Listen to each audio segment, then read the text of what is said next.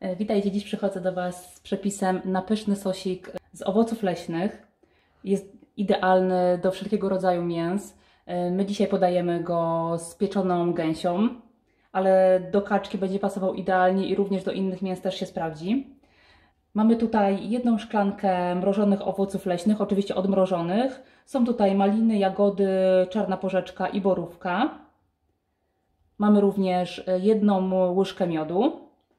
Dwie delikatne cebulki, mogą być szalotki, może być cebula cukrowa, 2 kawałki zimnego masła, łyżeczka tymianku, lampka, czyli około szklanki czerwonego wina oraz sól i pieprz do smaku.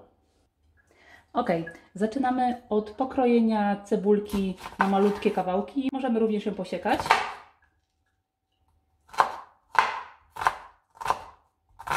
W międzyczasie, gdy siekam cebulę, na patelni roztapiam kawałek masła. Myślę, że tu jest około 1,5 łyżki i czekam, aż się rozpuści.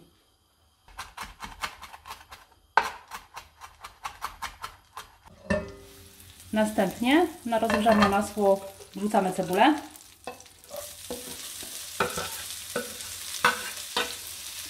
I na małym ogniu dusimy ją parę minut.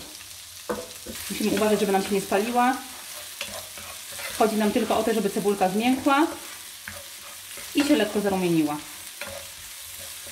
Gdy cebulka już zmiękła, dorzucamy szklankę owoców. Ja mam tu owoce mrożone, ale w sezonie jak najbardziej sprawdzą się również owoce świeże.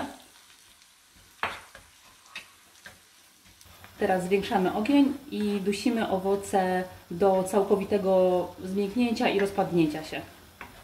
Gdy powstała nam owocowa pulpa, dosypujemy tymianek, dodajemy miód. Jeżeli nie mamy miodu, może być cukier, każde inne słodzidło tak naprawdę.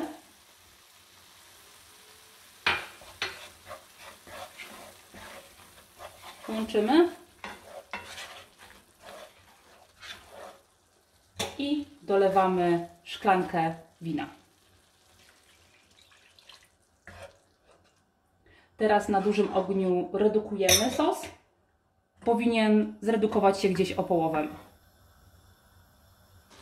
Gdy już sos został zredukowany, w tym momencie przyprawiamy pieprzem oraz oczywiście solą. Próbujemy do smaku, czy jest dla nas odpowiedni. Wyłączamy gaz i dodajemy łyżkę zimnego masła dla zagęszczenia i dodania takiej kremowej konsystencji. I to tak naprawdę wszystko. Parę minut i wyśmienity sos mamy gotowy.